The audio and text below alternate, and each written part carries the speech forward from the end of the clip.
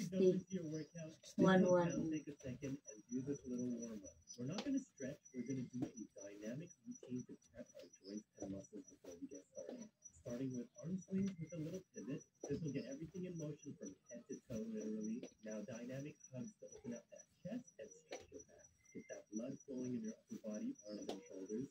Now, for your ankles, your feet, and of course, most importantly, your knees, we're just going to step from side to side. 28, 29, 30. 30 na. 30? You don't have to go as high as me. That goes for all these exercises. Oo na. And of course, the ankles, you want to get them nice and warm. Simple circles will do. Use both feet. And if you're working your wrists, really important to warm them up. We're doing some circles as well in both directions. And finally, get some oxygen in your lungs, in your brain. Get ready to go. 57, 58, 59. 2 na. Pagkasa mi. Second, and do this little warm up with both feet. And if you're working your wrists, really important to warm them up.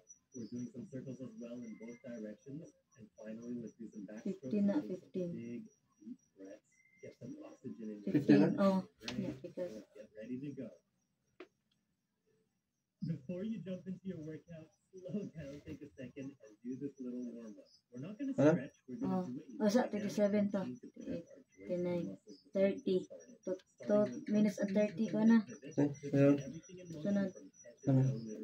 Now, dynamic hugs to open up that chest and stretch your back. Get that blood flowing in your upper body, arms and shoulders.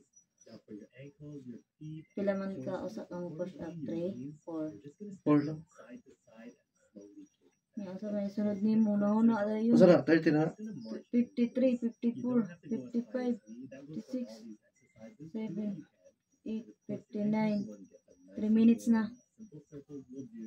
Do both feet. And if you're working your wrists, really important to warm them up. We're doing some circles as well in both directions.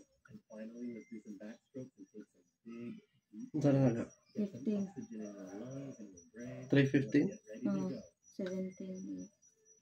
Before you jump into your workout, slow down, take a second, and do this That's good, huh? little warm up. We're Wala not pa. going to stretch. 25, We're going to do a 26, dynamic routine to prep our 27, joints and muscles before we get started. Starting 30. with arm 30 swings na. with a little pivot. This will get everything in motion from head to toe, literally. Now, dynamic hugs to open up that chest and stretch your back. Get that blood flowing in your upper body, arms and shoulders.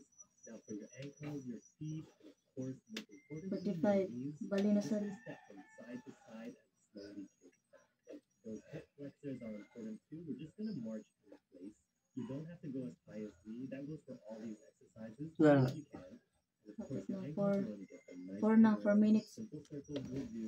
So, And if you're working Dali mo? Ah, start na. you don't have to go as high as me. That goes for all these exercises. Do what you can.